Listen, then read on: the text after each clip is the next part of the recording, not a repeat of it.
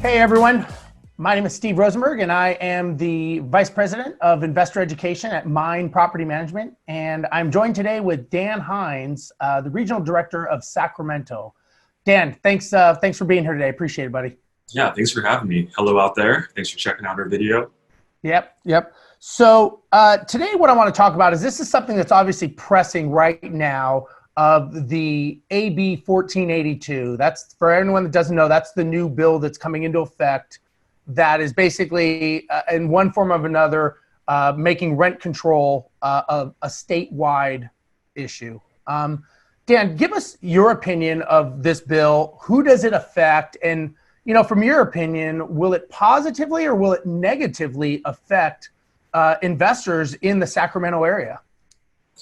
Yeah, well, there's a lot there, right? For our intents and purposes, this is a rent control measure. Technically, they're not calling it a rent control measure; it's more of a rent stabilization measure.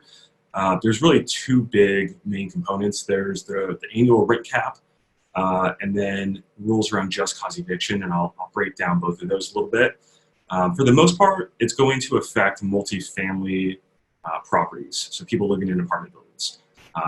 For the most part, single-family homes are exempt unless it's owned by a larger REIT or some sort of a corporate owner. But for the mom and pop landlord who owns one or two rental properties or something like that, I still recommend that you go through. There's a couple of great resources that produce some flow charts for how to tell if you're exempt, and it lays it all out. But for the most part, single-family homes are exempt, and then newer construction, so apartment product, 15 years or newer, is also exempt. But again, there can be a couple of caveats, so make sure that you're clear on those details there. But I understand where the rent cap measure was coming from and what it was aiming to accomplish.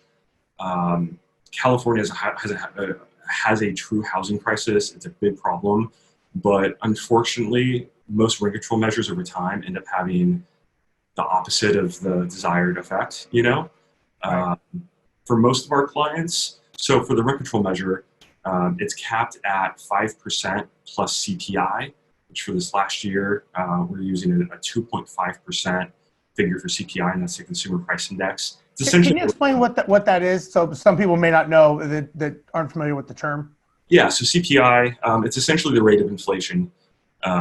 There's a federal website, but then certain cities also designate their own CPI rate. So for example, city of Sacramento said we're using 2.5% across the board, even though certain federal websites showed 2.7%. So 0.2 of a percentage point variance there. So in our operations, we're using 2.5%. So what that means is during the course of a normal year, landlords can raise the rent by 5% plus that 2.5% for a grand total of 7.5%. The thing that's sort of ironic, though, is that during the normal course of business, most of our clients were never or rarely increasing rents higher than 7.5% anyways. Right. Yeah. Now that they can't do it, they're like, wait a second, we can't do this. But the reality is most people don't do that because you'd price yourself out to have a vacancy every year, which would be counterproductive to the price increase. That's a good point.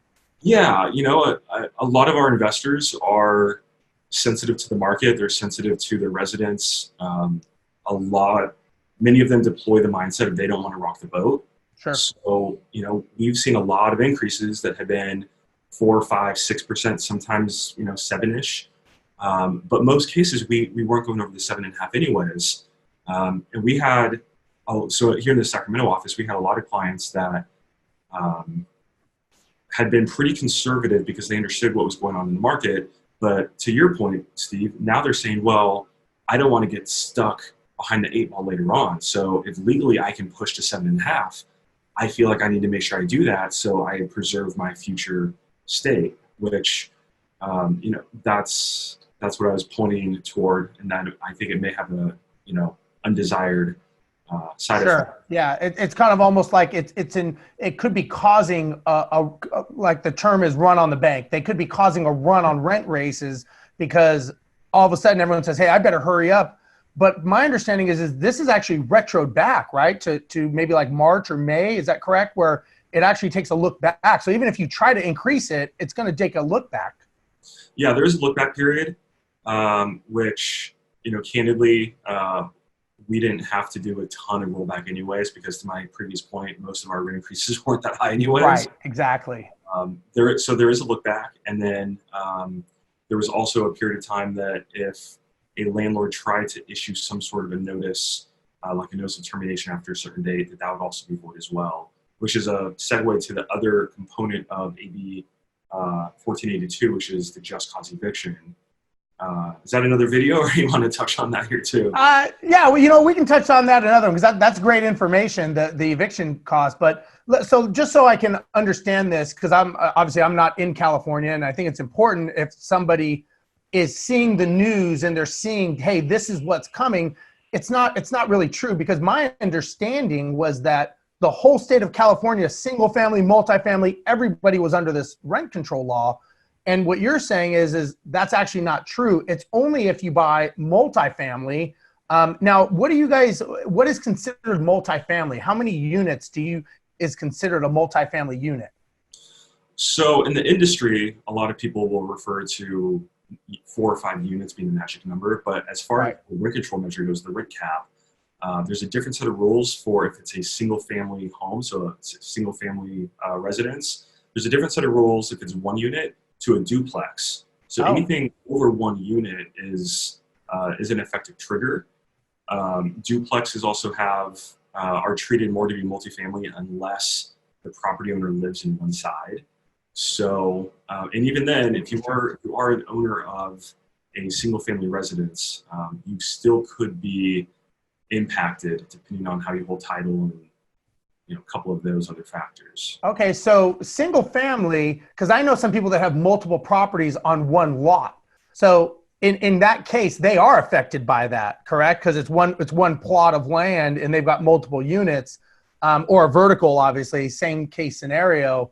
That's interesting. Unless now, if they live there and they rent it, is it more than one, or what is that? Does that just get a little too deep for this conversation?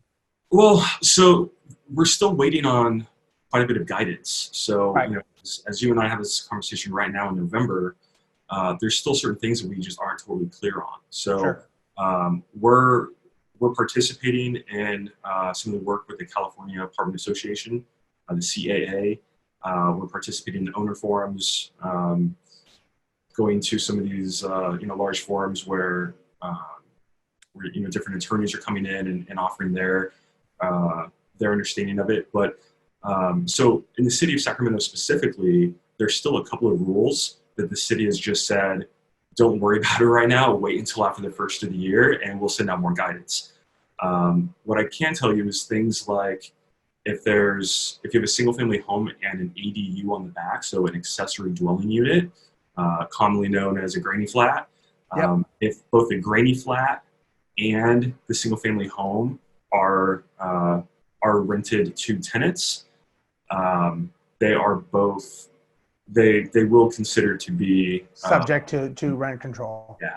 Got it. We had a client, I specifically ran this up the flagpole to an attorney, had an ADU on the back, it's on one plot, the zoning appears to be single family, and it was a little session of stump the attorney, and that's the whole point, is that there's things that we're assuming to be fact right now, but until final guidance comes out and we actually get into 2020, there's certain things we just don't have all of the info on yet. Yeah. When I say consumers and landlords in the state of California.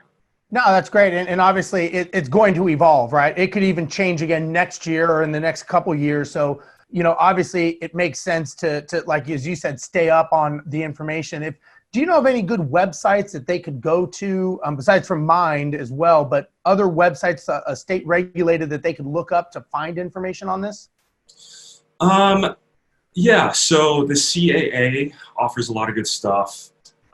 Sacramento has a rental housing association. The acronym is RHA. A quick loop back to the Mynd website. We also have a series of videos that we put out along with our in-house legal counsel, to where we're running through, up to the date.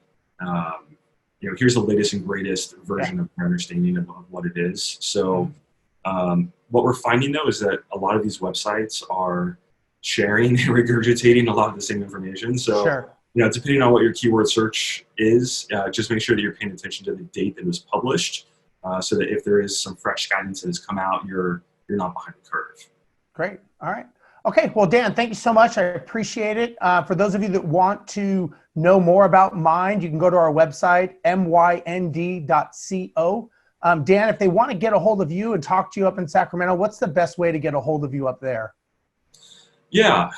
So through the Mynd website, there's a contact us function. We use a pretty cool case system, and it'll, depending on where you are, it'll flow to me. Great. Great. Okay. Well, I'm Steve Rozenberg, and this is Dan Hines, and we'll talk to you guys later. Bye-bye.